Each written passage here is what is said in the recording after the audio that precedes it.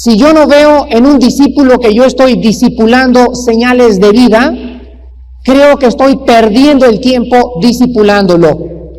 Si yo veo una iglesia carnal donde yo soy el pastor, creo que estoy perdiendo el tiempo si no vemos fruto y vemos ya parejas que se están entregando a Cristo y no estamos realmente buscando entre ustedes vida. Nosotros tenemos la responsabilidad de buscar en mi novia, en mi novio, en mis hijos, en mi esposa, señales ¿de qué? De vida. Necesitan manifestar la vida de Cristo. ¿Y esto cómo lo hacen? Cuando yo veo que entro al cuarto de mis hijos y les apago la luz y veo que se acostaron con la Biblia junto, creo que ellos están manifestando señales de vida. Cuando yo me levanto en la mañana y entro al cuarto de Alan y lo veo de rodillas a las 6 de la mañana, creo que él tiene vida en Cristo.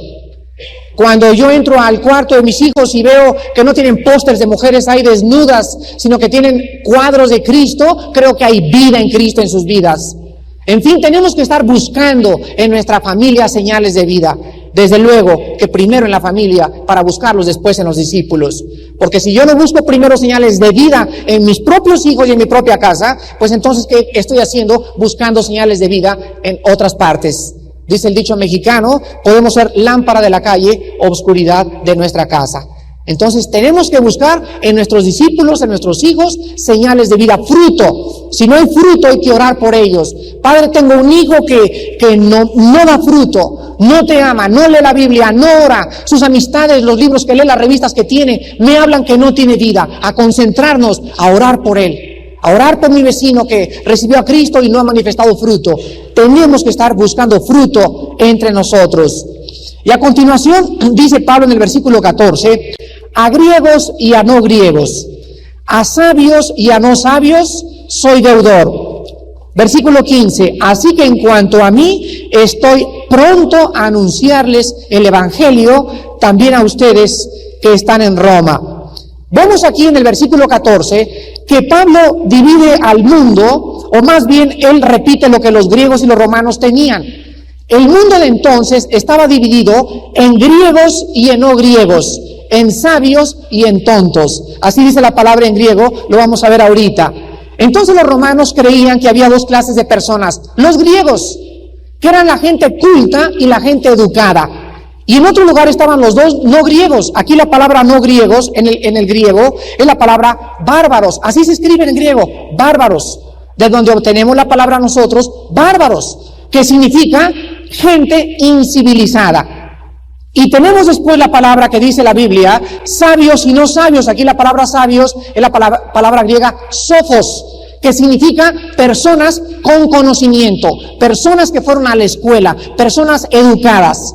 Y la persona no sabia, se usa aquí la palabra griega anoetes, y significa una persona que no usa la mente, una persona tonta, un bruto, como decimos en el lenguaje corriente en México, una persona tarada, pero no tan tarada, ¿verdad? Simplemente una persona que no le gusta pensar, que no le gusta razonar, no le gusta todo, lo acepta sin absolutamente ningún análisis, es la persona anoetes. Ahora bien, Pablo nos está diciendo aquí entonces en estos versículos que todos los cristianos estamos en deuda.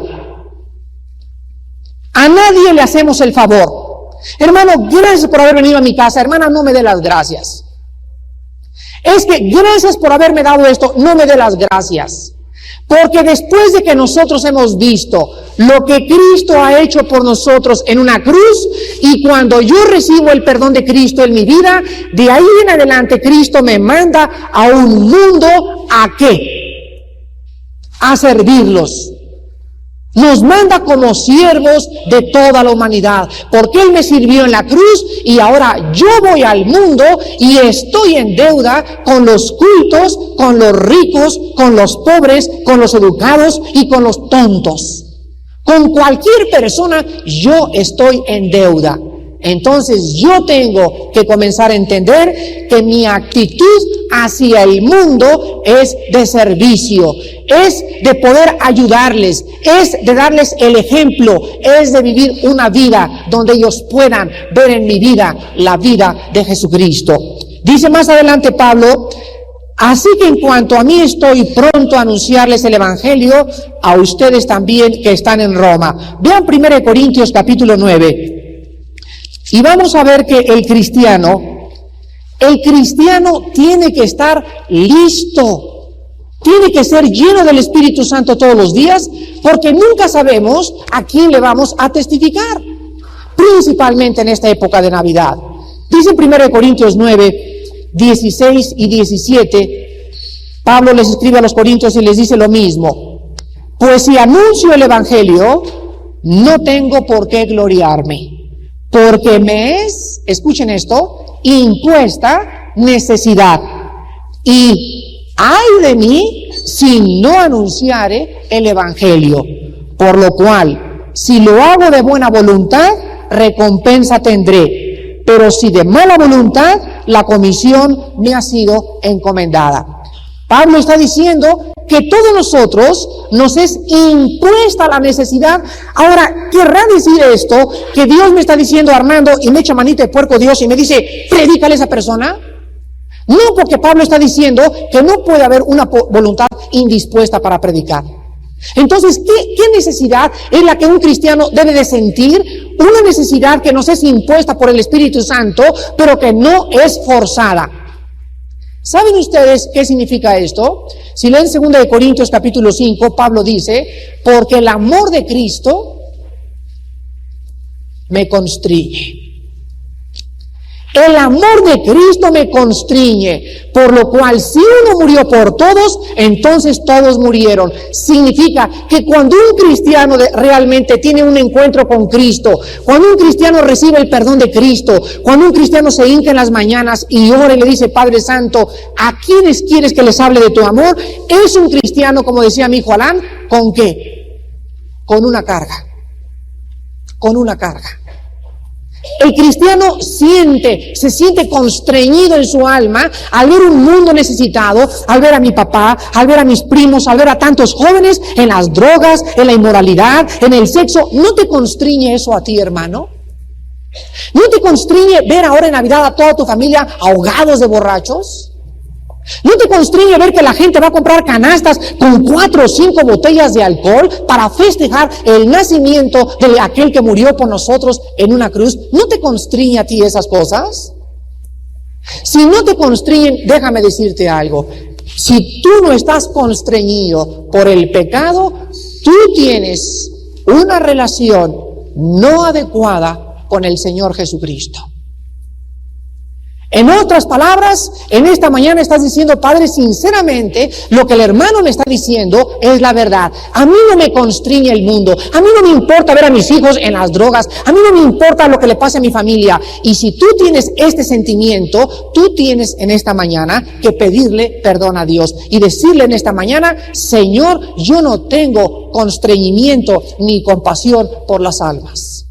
Y te pido que me perdones, y te pido que me muestres y me enseñes la forma en que yo debo sentirme con esa carga para ir al mundo a llevarles tu santo mensaje.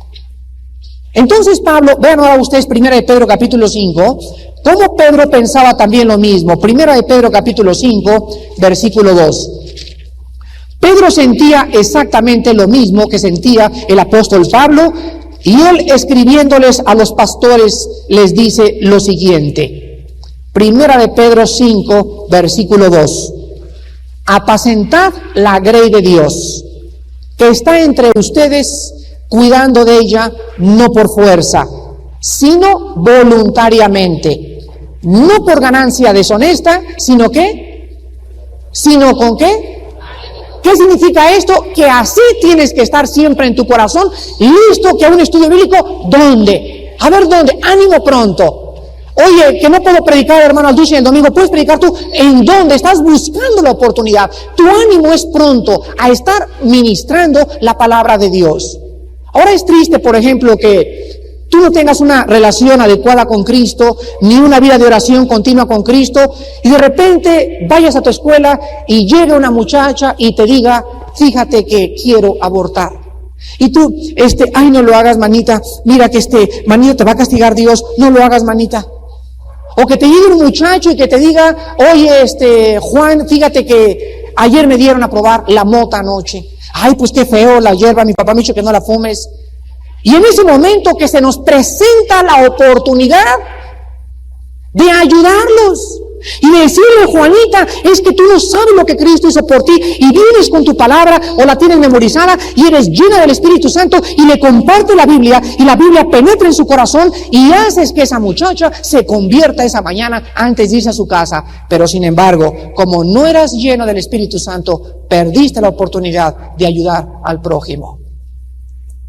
¿No han visto ustedes también que en el trabajo ha habido personas, principalmente en la Navidad, que se acercan con la secretaria y, oye, fíjate que en mi casa la situación está muy difícil, mis papás se están divorciando o mi esposo me está abandonando, y tú eres cristiana y no tienes que decirle? ¿Te ha pasado? Yo creo que a todos nos ha pasado. Qué triste.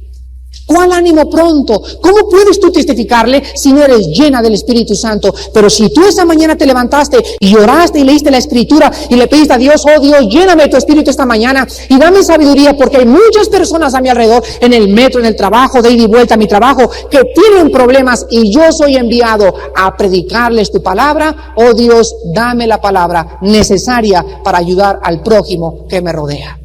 Y así pasó el 85, enero, febrero, marzo, abril, y quiero preguntarte, ahora que acaba este año, ¿cuántas oportunidades perdiste de no compartir el Evangelio con ánimo pronto porque tú no estabas lleno del Espíritu Santo?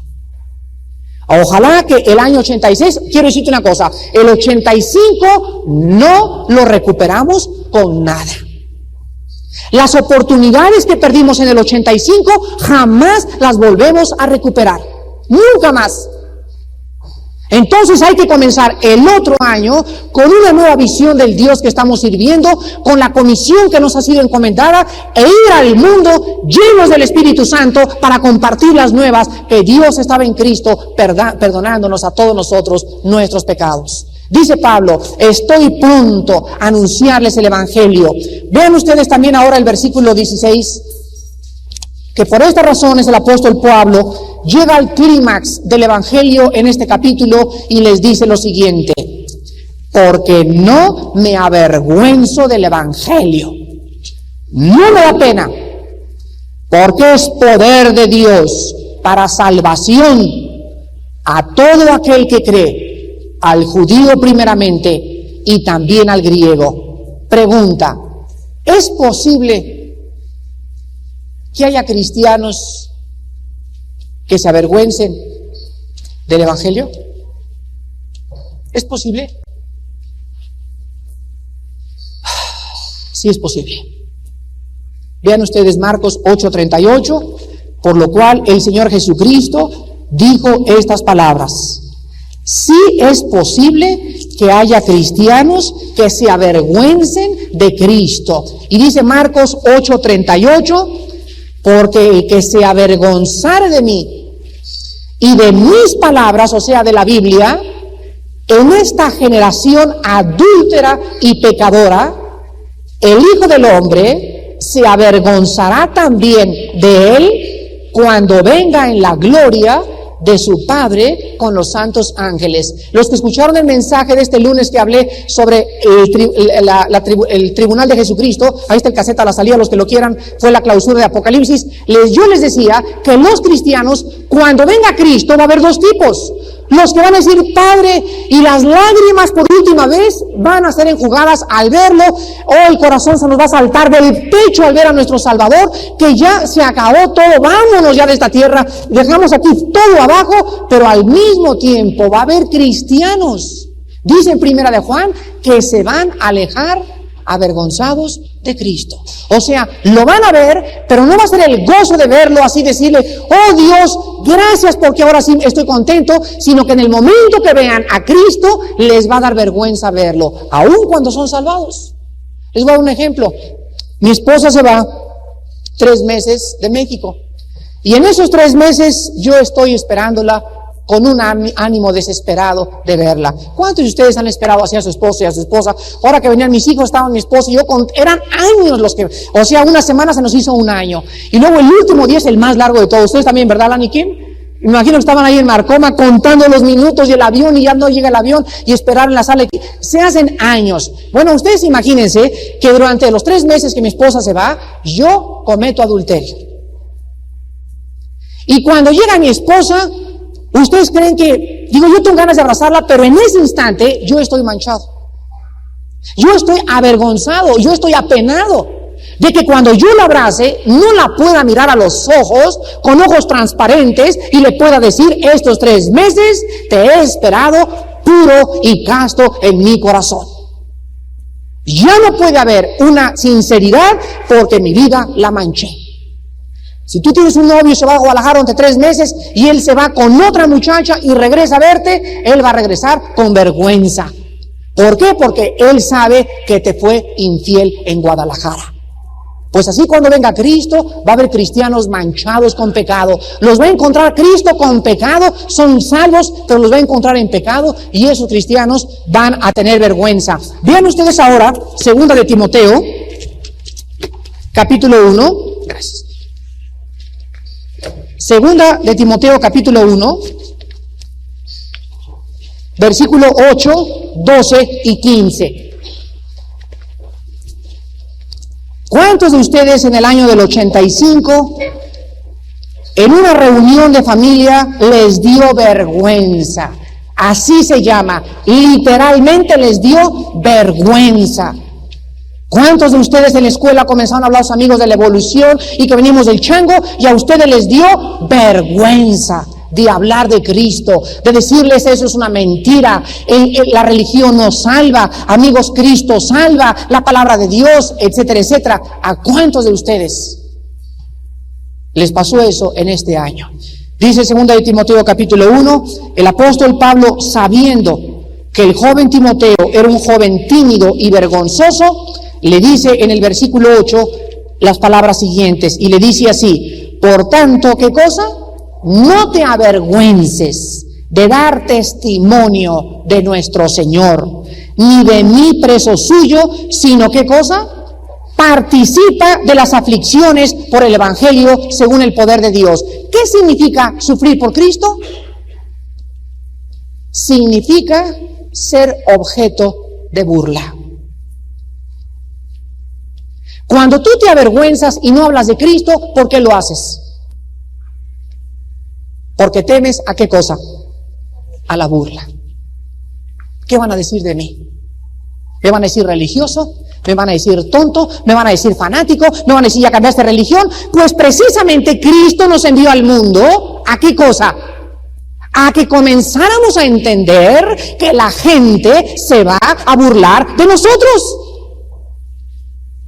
Se tienen que burlar de nosotros. Y les voy a decir por qué se tienen que burlar de nosotros en unos minutos. Bueno, ustedes saben el versículo 12. Ahí mismo el versículo 12. Por lo cual asimismo padezco esto. O sea, está hablando de las burlas. Pero no me avergüenzo. Y Pablo lo dice, ¿por qué? Porque yo sé. Aquí está el asunto. No me da pena porque yo sé a quién he creído. Y estoy seguro que es poderoso para guardar mi depósito para aquel día. Cuando tú te levantas en el salón de clases y les hablas a tus alumnos de Cristo y les dices a tus amigos eso y se levantan las burlas y las críticas, en ese momento algo te domina, algo te controla que no permite que las críticas causen daño psicológicamente en tu corazón. ¿Por qué? Porque cuando tú te paras, tú sabes que tú eres el que estás bien y ellos son los que están mal. Y esta seguridad nos las da el Espíritu Santo. Te paras en Navidad y señores, en esta quiero aprovechar para decirles esto y esto y esto, y va a haber así personas viniendo con el chiclote. No les hagas caso. No les hagas caso, que no te dé pena. Y cuando tú te paras y tienes ese valor para hablar en medio de un mundo escéptico y un mundo hostil, es porque tú sabes y yo sé que Él vive. Y eso nos hace tener valor de pararnos enfrente de 30,000 personas. De pararnos enfrente del presidente de la República y ver al presidente de la República con un hombre culto, un hombre bueno, un hombre moral, etcétera, etcétera, pero nosotros sabemos a quién hemos creído y sabemos que en ese momento Él no tiene nada que darnos. Nosotros tenemos todo para darle, el compartir el evangelio de la salvación en Jesús. Vamos a nuestra familia y le compró tu tío un trailer Córdoba en Navidad a su esposa, el otro le compró una casa en Cocoyoc y todos, ¡ay! Las joyas y los regalos, etcétera, etcétera, y nosotros vamos en medio de ellos a darles el mejor regalo que puedan recibir. Y ahí están con sus risas huecas, con sus risas vanas, con sus regalos vanidosos, con su superficialidad, con su vida tan vacía que tienen, festejando aquellas cosas, burlándose de nosotros. Sin embargo, nosotros, como no poseyendo nada, mas poseyéndolo todo. Hermanos, no se avergüencen de dar testimonio de Cristo. Porque el que tiene pena delante de Cristo, enfrente de la gente, ¿ustedes creen que él pueda realmente creer que Cristo vive? No, mi amigo. Si tú eres una persona que tienes pena, quiero decirte que yo tengo dudas que tú tengas al Espíritu del Señor. ¿Por qué? Porque Él no nos ha dado un espíritu de cobardía. Dice en Romanos 5, el Espíritu de Dios ha sido derramado en nuestros corazones. Dice Romanos 8, porque el Espíritu que nos ha sido dado no ha sido un espíritu ¿de qué? De esclavitud. ¿Para estar en qué? En temor. Yo no tengo por qué tener miedo a la gente. Ya sé que se van a burlar de mí, ya sé que me van a perseguir, pero yo sé a quién he creído. Entonces ese Espíritu Santo que me ha dado Dios, dice Hechos 1:8, y me serán ¿qué cosa? ¿Qué cosa? Testigos. Cuando haya venido sobre vosotros el Espíritu Santo. ¿Para qué vino el Espíritu Santo a nuestras vidas? Para hacernos testigos, para darnos valor y mandarnos como ovejas en medio de lobos y decirle al mundo, Cristo vive. Ahora el mundo en que vivimos, el mundo que nos rodea, es un mundo que ama el ateísmo, ama la evolución, ama la mentira, ama las filosofías, ama la inmoralidad. Tú en esta Navidad vas a encontrar que tu prima se va a levantar y va a decir, anoche vi un ovni y nadie se va a burlar de ella. Otro se va a decir, estoy teniendo radiaciones, me pongo debajo de una pirámide y me da así como que arranque y no arranque, como que cosquillitas, y ahí estoy debajo de la pirámide y nadie se va a reír de ella. Le va a preguntar, oye, ¿de veras? Oye, mijito, ¿no me compras una pirámide de Año Nuevo? Pero les hablas de Cristo e inmediatamente el nombre de Jesús, el nombre que es sobre todo nombre, desata la persecución. Porque los demonios que los controlan pueden escuchar que están bajo de pirámides y están tomando baños de energía y se fueron a Japón y estuvieron con los budas y ahora son gurús y nadie se va a burlar de ellos. Pero en cuanto el nombre de Jesús se proclama, los demonios levantan persecución contra nosotros. Vean Colosenses capítulo 2, versículo 8. Pablo, escribiéndole a la iglesia de Colosas, les dice a estos hombres que creían que podían agregar al cristianismo el misticismo, Cristo más la filosofía, Cristo más las tradiciones, Cristo más otra cosa, les dice en el capítulo 2, versículo 8, estas palabras: miren que nadie los engañe por medio de ¿qué? De filosofías. Este va a ser mi mensaje del 18 de enero en el Hotel María Isabel, las filosofías y Cristo. Vamos a analizar todas las filosofías para mostrar, llévense a intelectuales a este próximo desayuno, para que salgan con la cola entre las patas. Miren que nadie los engañe por medio de filosofías y huecas sutilezas según las tradiciones de los hombres, conforme a los rudimentos del mundo y no según Cristo. Entonces el mundo que nos rodea, Juanita Pérez en la fiesta de hoy en la noche va a decir que ella es gurú en el 85. La otra va a decir que está en la Dianética. La otra va a decir que se fue y se viene a la India. La otra, cada quien trae su rollo y todos se comparten sus rollos y nadie se burla de nadie. Pero en cuanto un cristiano da testimonio de Cristo, inmediatamente viene la persecución. ¿Por qué? Porque escuchen lo que les voy a decir. Todo el sistema de pensamiento, y me estoy refiriendo a las filosofías que no tienen su origen en la Biblia, todos los sistemas de pensamiento filosóficos y cualquier corriente del pensamiento humano choca, es diametralmente opuesto, es totalmente diferente al pensamiento divino en este libro. Todo lo que el hombre tiene de sí mismo, de donde el hombre lo obtuvo del mundo, de los gurús, del pensamiento, las tradiciones de los hombres. Y todo el sistema de pensamiento humano está diametralmente opuesto al pensamiento de Dios. Ustedes entienden ahora lo que Isaías dijo en el capítulo 55. Mis pensamientos no son vuestros pensamientos. O sea, nuestro sistema de pensar es totalmente contrario al sistema de la Biblia. Y mis caminos son diferentes a vuestros caminos. Ahora escuchen lo que dice Cristo. Así como los cielos son más altos que la tierra, quiero que escuchen esto, esa misma distancia que hay entre el cielo y la tierra, que es infinita, ese mismo infinito divide mis pensamientos de vuestros pensamientos. Entonces viene, ¿qué cosa? El choque. Y nosotros, ¿qué dice 1 Corintios 2? Poseemos la mente de Cristo. ¿Ven por qué chocamos? Entonces yo llevo a una reunión, yo llevo a la escuela con el sistema de pensamiento divino gobernado en un pensamiento humano que está aquí abajo, y inmediatamente hay cortocircuito. Salen las chispas inmediatamente, y cuando salen las chispas hay cristianos que dicen, ya no regreso, ya no hablo, ya me da pena, ya no quiero abrir la boca, y comienzan a intimidarse y a ser intimidados. ¿Por qué? Por el sistema de pensamiento humano. Cuando tú conoces este pensamiento de Dios, los barres, los trapeas, los machacas, los pisas y los haces chicharrón. Por eso dice la Biblia que la palabra de Dios more en abundancia en vuestros corazones. Porque cuando alguien conoce este libro, esta persona se puede parar enfrente de filósofos, de ateos, con 5 premios Nobel, etcétera, etcétera, y no hay argumentos ni altivez que se levante contra el conocimiento de Dios. Dice 2 Corintios 10, llevando cautivo, ¿qué cosa? Todo pensamiento. La palabra de Dios, cuando sale, cautiva a la filosofía del mundo y la trae presa a los pies de la cruz. Vean ustedes ahora a continuación que en el versículo 16 Pablo sigue diciendo, a mí no me da vergüenza. Yo no tengo pena delante de nadie. Ya vimos en primer lugar porque él entiende que el evangelio es realmente el poder de Dios. Dice el versículo 16, no me avergüenzo del evangelio porque es poder. Aquí se usa la palabra dunamis, de donde tenemos la palabra dinamita. La palabra es, el evangelio es un poder explosivo. ¿Pero para qué es esta explosión? Para salvación a todo aquel que cree. Escuchen esto.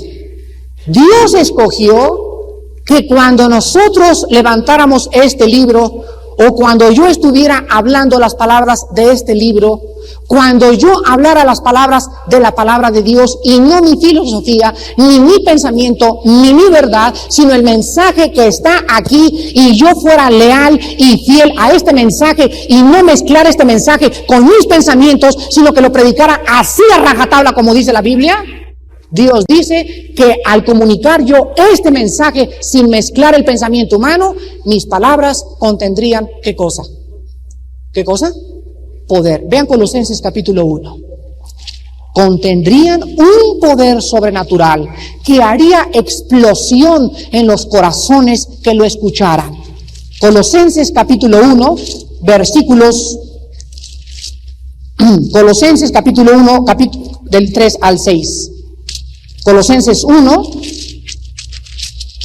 versículos del 3 al 6. Escuchen estas palabras. Siempre orando por vosotros, dando gracias a Dios Padre de nuestro Señor Jesucristo, habiendo oído de vuestra fe en Cristo Jesús y del amor que tenéis a todos los santos, a causa de la esperanza que os está guardada en los cielos, de la cual ya habéis, ¿qué cosa? Ya habéis oído por la palabra verdadera del evangelio. Escuchen el versículo 6. Que ha llegado hasta vosotros, así como a todo el mundo, y lleva fruto, y crece también en vosotros desde el día que oísteis y conocisteis la gracia de Dios en verdad. Desde el momento que yo oí hace 10 años, hace 12 años cuando me convertí yo, el evangelio, venían en esas palabras algo que yo no entendía, que entraron a lo más profundo de mi corazón.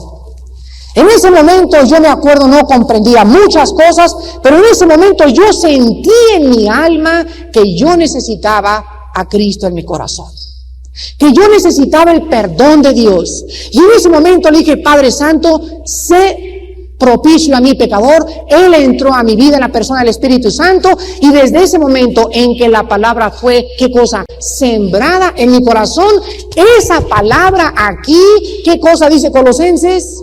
Está creciendo, tiene vida. Mis palabras son espíritu y son vida. Vean 1 Tesalonicenses, capítulo 2, versículo 13.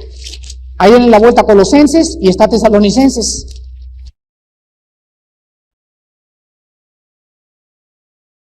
(2:13). Por lo cual también nosotros, sin cesar, damos gracias a Dios de que cuando recibisteis la palabra de Dios, que oísteis de nosotros, la recibisteis no como palabras de hombres, sino según es en verdad, escuchen, la palabra de Dios, la cual, ¿qué cosa?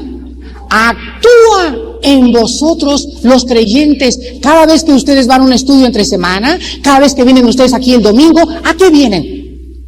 Vienen a comer. Vienen a comer porque hay algo dentro de ustedes y dentro de mí que ha nacido. Y ese nuevo ser que está dentro de mí, dentro de ti, necesita alimento. Y el alimento es la Biblia, la palabra de Dios. Entonces vienes el domingo y comes, y estás comiendo ahorita. Y hay unos que tienen un hambre tremenda espiritual y está entrando el alimento y por dentro están creciendo como las plantas imperceptiblemente sin darse cuenta, pero en 3 o 4 años se paran y hablan y la gente se queda callada porque no resisten el espíritu con el cual está hablando. Es un cristiano lleno de la palabra de Dios. Ahora, en último lugar, vean 1 Corintios 1:18. Oh, si comprendieran ustedes que hay poder en la palabra, hermanos. Es el poder de Dios. En la palabra está contenido el poder de Dios, el poder para resucitar de entre los muertos. 1 Corintios 1:18 dice Pablo: porque la palabra de la cruz, o sea, el evangelio, ¿es qué cosa? A unos es locura totalmente. ¿A quiénes? A los que se pierden. Pero a los que se salvan, esto es a nosotros, ¿es qué cosa? Poder de Dios. Escuchen esto. Dios, dice la Biblia, que en el principio no había absolutamente nada. Ahora, en el libro del Génesis se usan 3 palabras hebreas para crear. Cuando Dios dice, en el principio Dios hizo los cielos y la tierra, ahí se usó la palabra hebrea, bara, con B grande, que significa crear de la nada. O sea, así donde no hay carencia de energía, donde no existe energía, Dios creó algo. Ahora, hay otro tipo de creación. El tipo de creación de que cuando ya existe algo, de eso que existe, Dios agarra como la tierra que ya existía, y de la tierra que ya existía forma el cuerpo humano. Dios no dijo que sea el hombre y el hombre ¡pum!, apareció. No, Dios creó al hombre de algo que ya existía físicamente, pero espiritualmente sopló de nosotros su propia naturaleza, la vida de Dios, y la recibió el hombre, y el hombre se convirtió en una alma viviente. Ahora escuchen esto. Cuando Dios creó, ¿qué usó? Su palabra. Dios dijo, así dijo, que sea el universo, y de la nada, ¡pum!, apareció. Sus palabras contenían las ondas que emitían las palabras de Dios, o las vibraciones contenían la vida. Y apareció la tierra, y apareció la luna, y apareció el sol. Dios dijo a la tierra: produzca la tierra animales y bestias, y la tierra recibió las palabras de Dios, y la tierra comenzó a producir, bajo la orden de la palabra de Dios, animales. Cristo se acercó a la tumba de Lázaro y le dijo a la gente: quiten la piedra. Y gritó: Lázaro, ven fuera. Pues el cuerpo de Lázaro estaba aquí, su alma y su espíritu ya se habían separado de su alma y su cuerpo, y cuando oyó el espíritu de Lázaro y el alma de Lázaro las palabras de Cristo, regresaron al cuerpo, dice Santiago que el cuerpo sin el espíritu no tiene vida. Entonces regresó el espíritu al cuerpo de Lázaro, y al regresar el espíritu de vida al cuerpo de Lázaro, el espíritu que tiene la vida levantó a Lázaro entre los muertos, y Lázaro salió caminando. ¿Qué fue lo que produjo la resurrección de Lázaro? La palabra de Cristo. Jesús dijo, vendrá la hora cuando los que están en las tumbas, ¿qué? Oirán, ¿qué cosa? La voz de Cristo. Los que la oigan resucitarán, y los que no permanecerán para condenación. ¿Cómo pueden los que no creyeron en vida escucharla cuando están muertos? Entonces la Biblia nos dice que el poder con que Dios creó el universo, el poder con que Dios Cristo sacó a Lázaro entre los muertos, el poder que usa Dios para dar vida está contenido en este libro. Mis palabras son espíritu y son vida. Aquí está el poder de Dios. Aquí está. Y este libro yo lo amo con todo mi corazón. Porque si yo vivo cerca de este libro, ¿qué tengo? Poder. Poder. Porque es la palabra la que me da el poder. Si yo agarro este libro y lo meto en mi mente y mis pensamientos los empapo con este libro, ¿qué tengo en mi mente? Poder. Para vencer las tentaciones, para vencer el pecado, para tener una vida victoriosa. Cuando yo amo este libro y lo medito día y noche en mi corazón, entonces se está levantando con el influjo de este libro en mi vida un hombre de Dios. Se está levantando un predicador. Se está levantando una mujer con un poder sobrenatural. Se está levantando un árbol que está plantado junto a corrientes de agua porque está chupando de este libro la vida, y el árbol va a crecer grande, y cuando vengan las lluvias y cuando venga el viento siempre producirá fruto y su hoja no caerá, por cuanto en la palabra ha hecho el hombre su corazón. Hermanos, por esto no me avergüenzo del Evangelio. ¿Cómo me puedo avergonzar cuando he descubierto lo que este mensaje contiene? Oremos. Padre Santo que estás en el cielo, tú nos has dejado tu poder en tu palabra.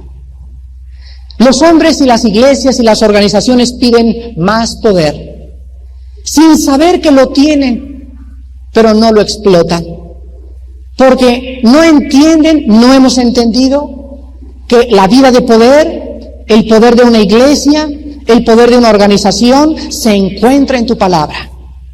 Y cuando los hombres abandonan la fuente de tu poder y comienzan a buscar en las experiencias, en otras revelaciones, en otros sistemas de pensamiento ajenos a tu palabra, este poder, van a descubrir cuán frustradas vivirán sus vidas y cuán lejos y carentes de poder tendrán sus vidas delante de sus familias y delante de ti. Padre Santo, enséñanos a amar tu palabra, a memorizarla todos los días, a meditarla todos los días, a ser llenos de ella, porque ella es el poder de Dios. Santifícalos en tu palabra. Tu palabra es verdad. Oh Dios, tu palabra hace sabio a los sencillos, ilumina a los sabios. Tu palabra tiene el poder entero del universo, Señor, y es en ella en la que deberíamos de meditar. Tu palabra es perfecta, que convierte el alma. Tu testimonio es fiel, hace sabio al sencillo. Tu palabra es recta, alegra el corazón. Tu palabra es pura, alumbra los ojos. El temor de tu palabra es limpio, permanece para siempre. Toda tu palabra es verdad, toda ella es justa. Deseable es más que el oro, y más que el mucho oro afinado. Tu palabra es más dulce que la miel, y que la misma miel que destila del panal.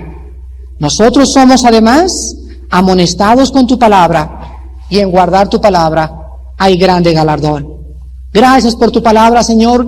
Haznos hombres de tu palabra, fieles a tu palabra, y que tu palabra more en abundancia en nuestras mentes el año que entra. Oh Dios, permite que esta iglesia sea una iglesia llena de tu palabra, y que podamos comprender que nuestro poder radicará en la medida que tu palabra habite en nuestros corazones. Padre, en esta mañana hay muchas personas también que no te conocen. Hay cristianos que creen que son cristianos. Hay personas que han hecho una profesión de fe, pero no hay fruto en sus vidas. No hay señales de vida. No aman tu palabra, no la leen, no la estudian, no la meditan, no la memorizan. Esto habla de un síntoma de muerte. Porque el que ha nacido de nuevo se enamora de tu palabra. Desea tu palabra como un niño desea la leche, y por ella crecemos para salvación. Estas personas en esta mañana, yo quisiera que antes de que acabara el año arreglaran sus cuentas con Dios. Si en tu vida no hay señales, no hay síntomas,